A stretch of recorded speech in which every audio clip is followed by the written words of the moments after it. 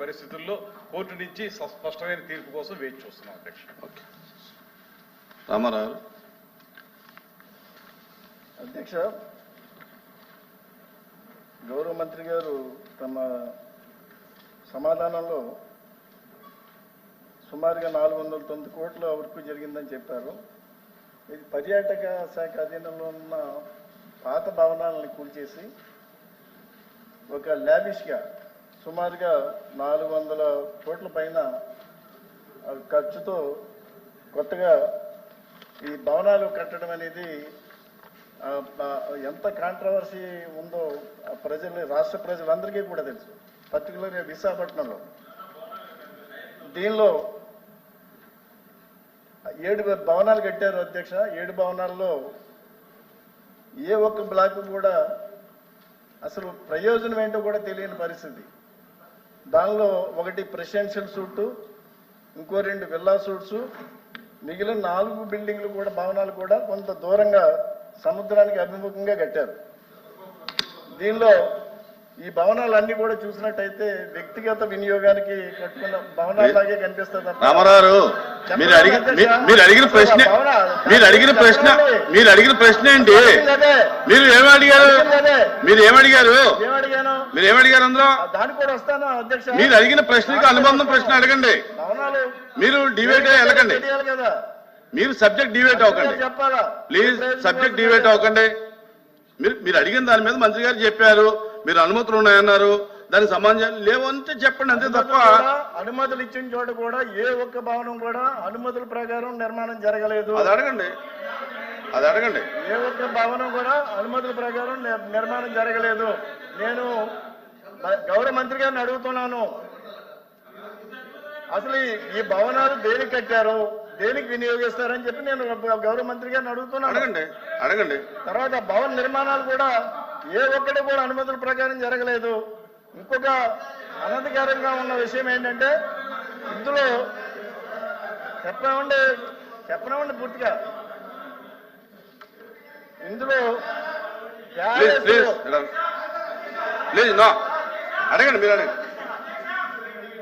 Palace లో Italian marble గోడలు, international brands తో bathroom fittings, massage store room. Ramarao ఏం వినాలి? మీరు చెప్పిందంత వినరు. ఇక్కడ సబ్జెక్ట్ డిబేట్ అవ్వకండి దయచేసి. మీరు అడిగిన ప్రశ్నకి అనుబంధం అడగండి. మీరు ప్రశ్నలే ఏం మెటీరియల్ వాడారని అడగలేదుగా. మీరు ఏం మెటీరియల్ అడిగితే అది వాడారు ఇది వాడలేదని చెప్పొచ్చు. మీరు దయచేసి కాంట్రవర్సీ చేయకండి, సభను కాంట్రవర్సీ చేయకండి. మీరు కాంట్రవర్సీ చేయకండి సభని ప్లీజ్. మీరు అడగండి. సబ్జెక్ట్ అడగండి. మీరు సబ్జెక్ట్ అడగండి.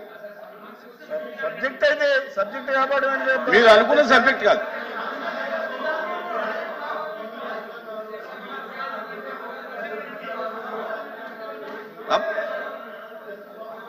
అధ్యక్ష, మీరు అడిగిన ప్రశ్న చూసి దానికి సప్లిమెంటరీ అడగండి. ఇందులో ప్యాలెస్ లో సోకుల కోసం 120 కోట్లు ఖర్చు పెట్టారు అధ్యక్ష. సోకుల కోసం 120 కోట్లు ఖర్చు పెట్టారు. దేనికొందో ఇక్కడ చెప్పారు కదా, దేనికొందో ఇటాలియన్ మార్బుల్ గోడలు దేనికి కట్టారు. సభ్యుడు మాట్లాడేటప్పుడు అనవసరంగా డిస్టర్బ్ చేయడం కరెక్ట్ కాదు అధ్యక్ష. సభ్యుడు మాట్లాడేటప్పుడు అనవసరంగా డిస్టర్బ్ చేయడం కరెక్ట్ కాదు. ప్లీజ్ మాధవ్ గారు కూర్చోండి. నాయుడు గారు కూర్చోండి. చిరంజీవి గారు కూర్చోండి.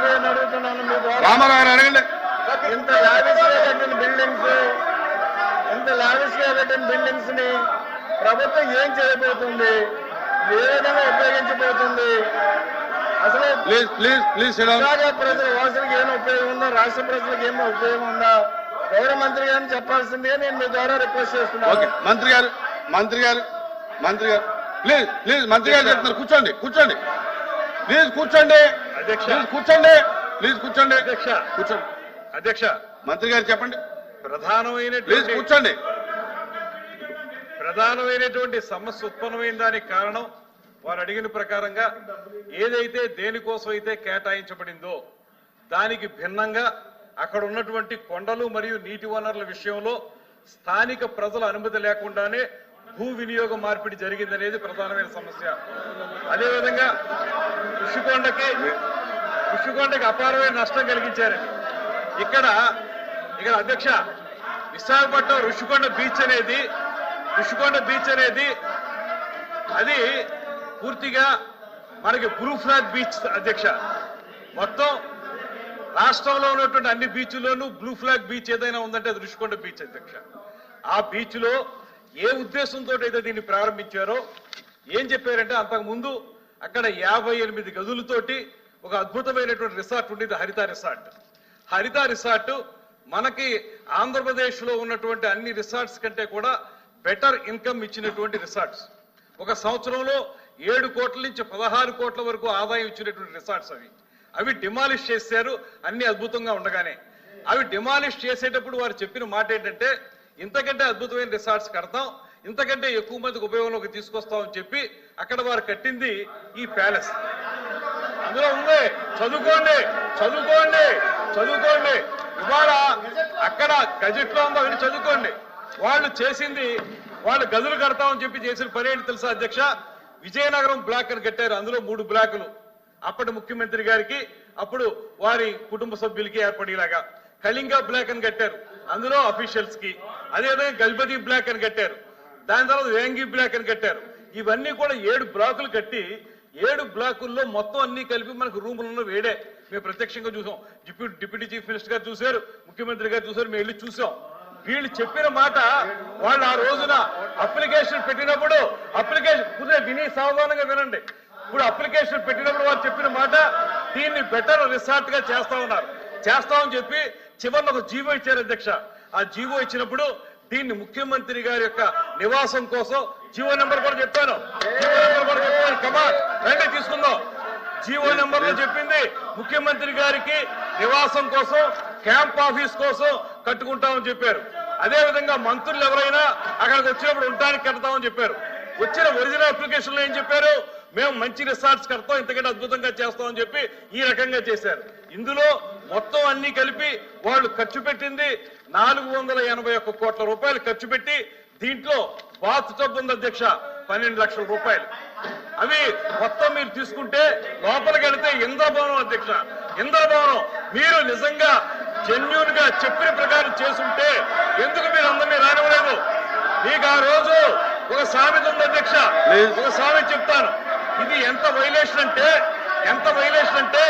స్పష్టంగా వైలేషన్ అధ్యక్ష. మీరు జీవో నంబర్లు ఇస్తాను మీకు, వాళ్ళు పెట్టిన అప్లికేషన్ మీ టేబుల్ మీద పెడతాను. ఆ అప్లికేషన్ కానీ జీవో నెంబర్ కానీ చూడండి, ఎక్కడా కూడా పొంతం లేదు. ఆ రోజు వ్యవస్థ చిన్నదనం అయిపోతే ఆ రోజు మనకి నిర్మాణం ఏదంటే ఓం మహానగరం తగలకపోతుంటే ఫిడేలు వాయించినటువంటి నియోజకవర్గలాగా వ్యవస్థ సర్వనాశనం అయిపోతుంటే ఇంత డబ్బు ఖర్చు పెట్టి తన సొంత భవనం కోసం అతని ఆఫీస్ రూమ్ ఒక టెన్నిస్ కోర్ట్ అంత ఉంటుంది అధ్యక్ష. ఆయన ఆఫీస్ రూమ్ ఒక టెన్నిస్ కోర్ట్ అంత ఉంటుంది.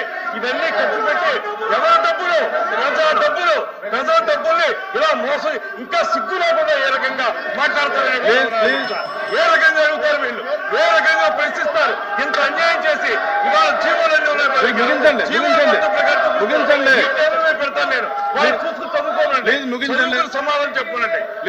ఇంత అన్యాయం చేస్తుంటే ప్రజాధనాన్ని తోచుకు తింటుంటే ఇందులో ఎవరి ఇంట్లోకి ఎంత డబ్బు అంత డబ్బు తీసుకుని వాళ్ళు చేయడం ఒక్క జీవోలు చూడండి, మొత్తం జీవోలు చూడండి, జీవోలు చూసుకోండి. మంత్రి గారు ప్లీజ్ బాధపడతా సార్, తెలుస్తారు నిజాలు. అధ్యక్ష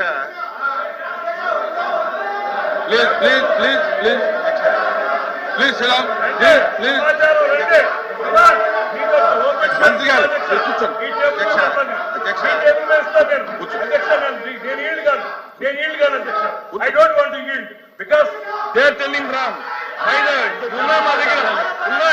మా దగ్గర పూర్తి డీటెయిల్స్ ఉన్నాయి, అధ్యక్ష. ఈ జీవో నెంబర్లు కూడా ఇస్తాను నేను జీవో నెంబర్లు కూడా మీకు ఇస్తాను. జీవో నెంబర్లు కూడా చూసి మీరు చెప్పండి. I table all the GOs మీ దగ్గర పెడతాను నేను, రమ్మనండి. మంత్రి గారు I don't want to yield. I don't want కూర్చోండి, కూర్చోండి. ఐ డోంట్ వాంట్ మీరు ఇది తేల్చాలి. వాళ్ళు చెప్పింది అబద్ధమా, నేను చెప్పింది అబద్ధమా తేల్చండి అధ్యక్ష. అధ్యక్ష, వాళ్ళు చెప్పింది అబద్ధమా, నేను చెప్పింది అబద్ధమా జీవో నెంబర్లు చూపిస్తారు. రమ్మనండి, మంత్రి గారు రమ్మనండి, ఓపెన్ డిబేట్ కి రమ్మనండి. వాళ్ళకి దమ్ముంటే ఓపెన్ డిబేట్ కి రమ్మనండి. Please please please please please మంత్రి గారు మంత్రి గారు మంత్రి గారు వినాలి వినాలి మంత్రి గారు వినాలి. ప్లీజ్ ప్లీజ్ ప్లీజ్ ప్లీజ్ మంత్రి గారు ఇక్కడ అడిగినటువంటి ప్రశ్న వేరు, ఇక్కడ అడిగినటువంటి ప్రశ్న వేరు, సబ్జెక్ట్ మాట్లాడుతున్నది వేరు. దానికి కావాలని వేరే డిబేట్ పెట్టుకోండి, దానికి కావాలంటే వేరే డిబేట్ పెట్టుకోండి, దానికి కావాలంటే వేరే డిబేట్ పెట్టుకోండి. ఇక్కడ అడిగినటువంటి ప్రశ్న వేరు, మీరు చెప్పేటటువంటి సమాధానం వేరు. ప్లీజ్ ప్లీజ్ ప్లీజ్ అచ్చెన్నాయుడు గారు మాట్లాడతారా? కూర్చో కూర్చో కూర్చో. అచ్చెన్నాయుడు గారు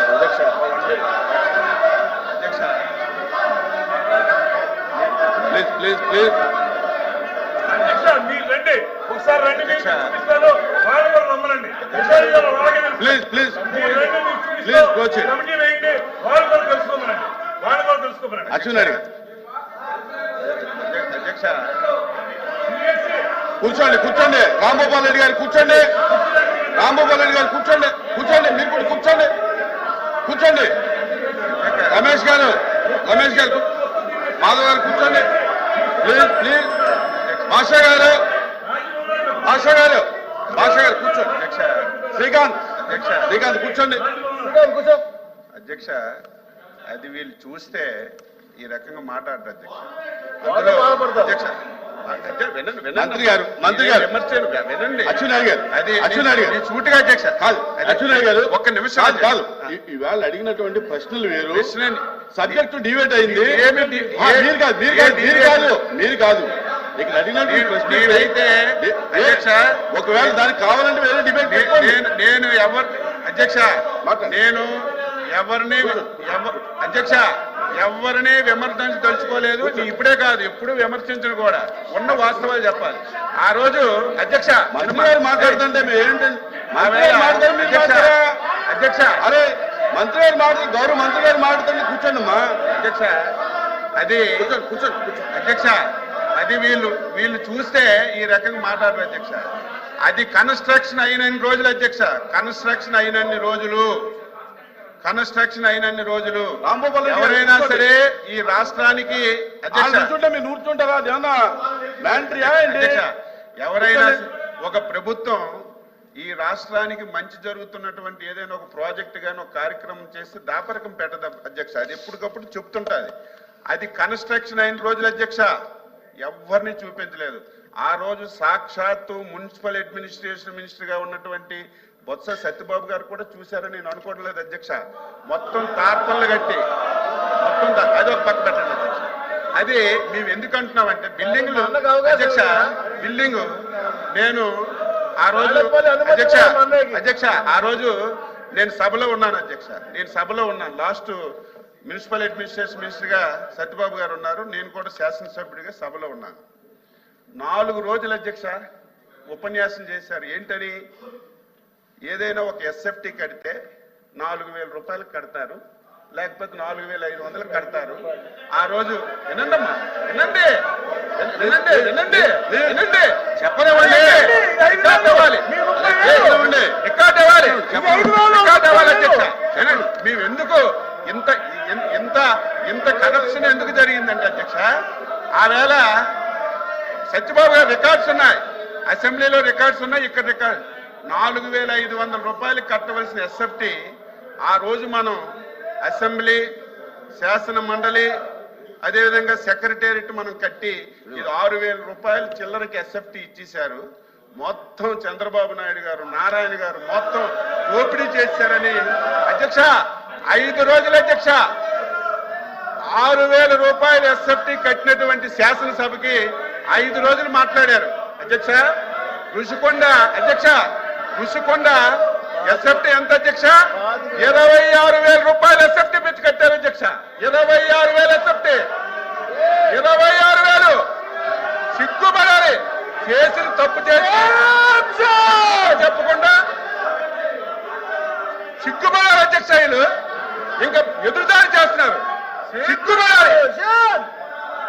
480 కోట్లు అదే డబ్బు పేదవాడికి ఇల్లు కంటే 26,000 మందికి ఇల్లు కట్టించవచ్చు. 26,000 మందికి పేదవాడికి ఇల్లు కట్టిస్తే 26,000 మందికి కట్టించవచ్చు. దేనికి అధ్యక్ష? అదంట పర్యాటకం గురించి కట్టించారట. 5 రూముల అధ్యక్ష. ఒకటి ముఖ్యమంత్రికి, ఒకటి ఫ్యామిలీకి. అది చూస్తే వచ్చేసి గుండె ఆగిపోద్ది అధ్యక్ష. ఎవరు చూడాలి? ఇంత కళ్ళ ముందు ఇంత డబ్బు అన్యాక్రాంతమైన దోపిడీ జరిగితే సిగ్గుపడాలి. మీకు కూడా, మీరు వస్తామంటే మీకు కూడా బస్సు వేసుకొని తీసుకెళ్లి చూపిస్తాం. అది చూస్తే ఒక్కడు కూడా మాట్లాడరు. ఇంత దారుణంగా 480 కోట్లు ప్రజా ధనాన్ని దుర్వినియోగం చేసి క్షమాపణ చెప్పవలసింది పోయి ఇంక ఎదురుదాడి చేస్తారు మీరా? ఎక్కడైనా ఈ ప్రపంచంలో ఎస్ఎఫ్టీ 25,000 కట్టింది ఎక్కడైనా ఉంది కదా చెప్పండి? 28,000 ఎస్ఎఫ్టీ ఎక్కడైనా ఉంది అధ్యక్ష? బాత్రూమ్ లో కమోడ్ అధ్యక్ష 13 లక్షలంట. 13 లక్షలంట. ఎక్కడైనా ఉందా? మంత్రి గారు మీరు ఇంకా సిగ్గుపడి మా ముఖ్యమంత్రి తప్పు చేశారని మీరు సిగ్గుపడకుండా మీరు ఇంక ఎదురుదాడి చేయడం ఇది భావ్యం కాదు. మీకు ఒకటే కోరుతున్నాను అధ్యక్ష, ఇవన్నింటితో చెప్తాం. అవసరం ఉంటే ఒక అరగంట సేపు చర్చించండి, చర్చ పెట్టండి. ఇంకా వాస్తవాలని మేము చెప్తాం. ఇది చాలా దారుణం అని చెప్పి కూడా ఈ సందర్భంగా తెలియజేసి మీరు ఎంత తక్కువగా ఈ విషయంలో ఉంటే అంత మంచిది. ఎప్పటికైనా సరే మీరు అది తెలుసుకోమని చెప్పి కోరుతున్నాను. ఎల్ఓపి గారు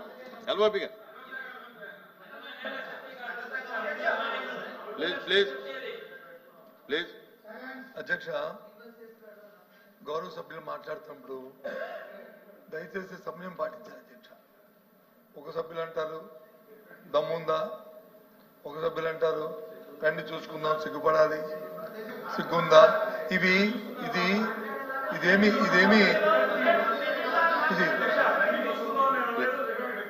చూసుకోండి.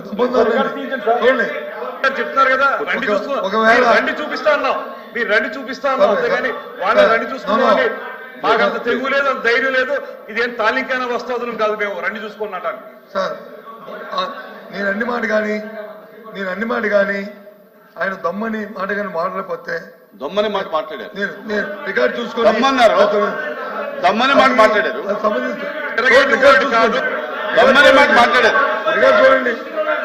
రికార్డు చూడండి. ఉంది ఒకటి దమ్మని మాట ఉంది. ఒకటి చూడండి. ఎందుకంటే సమయం ప్రశ్న యువతల సభ్యులు అడగలేదు కదా. ప్రశ్న ఎవరు అడిగారు? మీ సభ్యులు అడిగారు.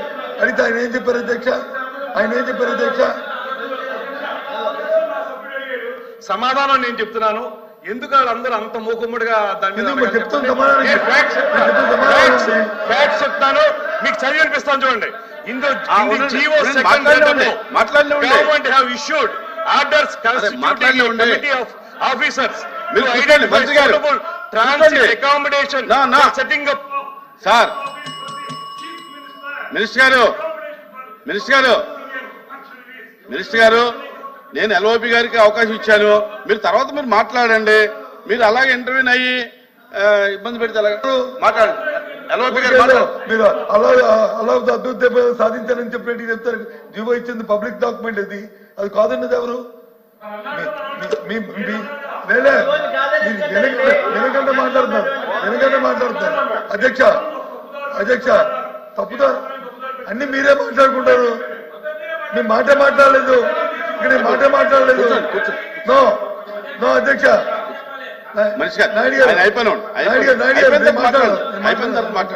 నేను మాట్లాడిన తర్వాత అది ఎందుకంటే అన్ని మీరే మాట్లాడుకుని.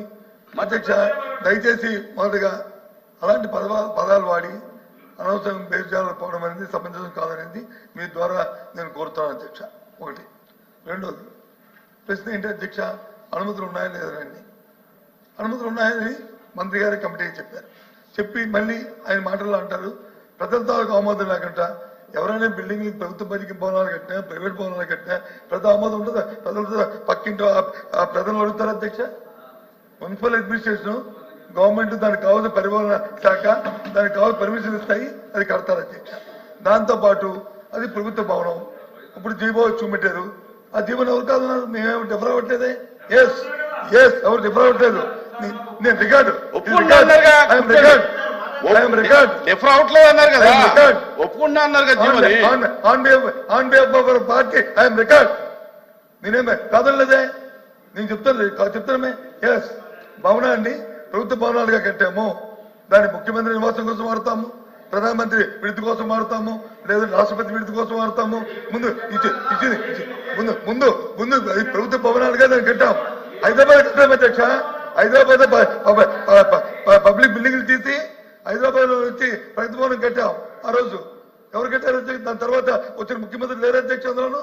ఏది అదేమో ప్రైవేట్ భవనం, ఎవరో ప్రైవేట్ ఆస్తా, అది డిప్యూటీ సీఎం గారు చూశారు, అలాగే సీఎం గారు చూశారు, ముఖ్యమంత్రి గారు చూశారు.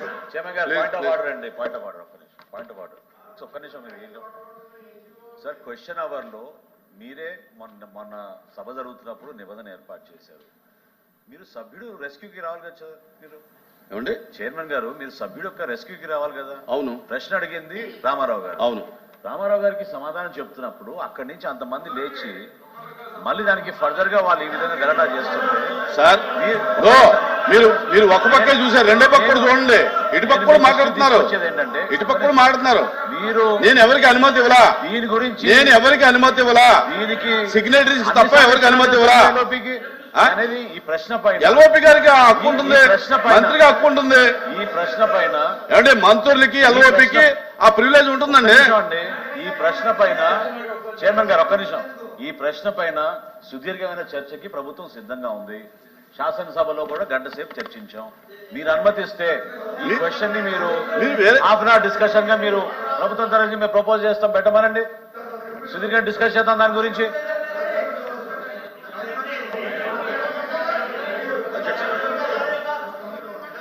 అడుగుతానని ఇచ్చారు. ఇప్పుడు సార్ ప్రభుత్వ భవనాన్ని కడతారు సార్. అది వారు డిబేట్ ఎందుకు అవుతుంది, డిస్కషన్ ఎందుకు వెళ్ళారంటే వారు వచ్చి ప్రశ్నకి ఆన్సర్ కాకుండా ఉపన్యాసాలకు వెళ్ళారు కాబట్టి చెప్పాలన్న ఉద్దేశంతోనే చెప్పాను, మాట్లాడుతున్నాను తప్ప లేకపోతే నేను మాట్లాడే సందర్భం కాదు. అయినప్పటికీ కూడా మన అచ్చెన్నాయుడు గారు నా పేరు కొట్టే చెప్పారు. సభలో చర్చ జరిగింది, వాస్తవం. ఆ రోజు ఇదే భవనాన్ని వాళ్ళ ఈ భవనం గురించే చర్చ జరిగింది. ఎంత కట్టారు తెలుసా అధ్యక్ష? రికార్డులో చూసుకోమని ప్రభుత్వం వాళ్ళ దగ్గర 14,000 రూపాయలు స్క్వేర్ ఫుట్. చూసుకోండి, 6,000 కాదు, 14,000 చూసుకోండి. ఇది స్క్వేర్ ఫుట్ రికార్డు తీయమనండి. కూర్చోండి.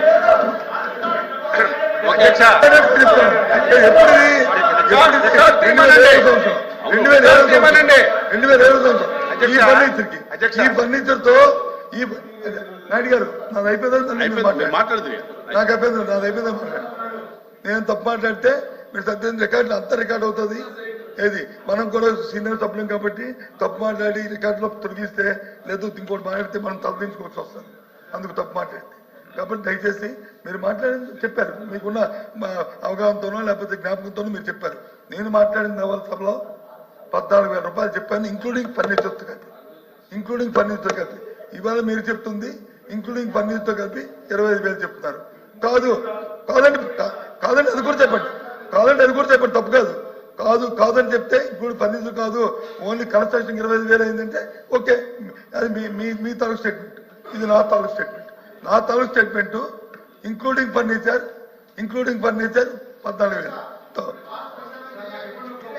కూర్చోండి, మీరు కూర్చోండి, మంత్రులు మాట్లాడండి, మీరు కూర్చోండి, మాట్లాడేటప్పుడు చెప్తాను, కూర్చోండి, చెప్తున్నాను.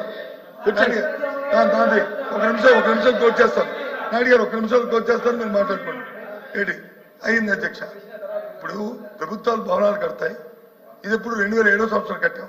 దీన్ని కట్టినప్పుడు ఇప్పుడు ఎప్పుడు ఇది 24వ సంవత్సరం. అంటే ఎన్ని సంవత్సరాలు అయిందో చూసుకోండి. దాంతో